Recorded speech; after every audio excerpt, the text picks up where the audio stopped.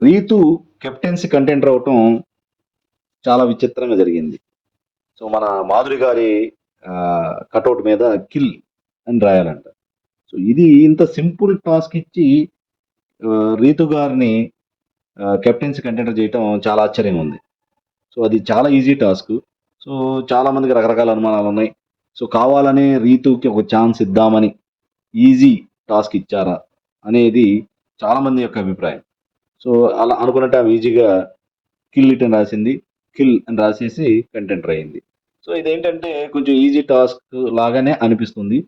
కానీ at the same time మనం రీతు గారు కూడా కొంచెం ఇనిషియేట్ తీసుకొని వచ్చిన మన అమర్‌దీప్ అండ్ అంబటి అర్జున్ గారిని సో, కలవటం గాని, సో, వాళ్ళతో కొంచెం కంటెంట్ ఇవ్వటం గాని, సో, వాళ్ళని రిక్వెస్ట్ చేయటం గాని అవన్నీ చేసింది.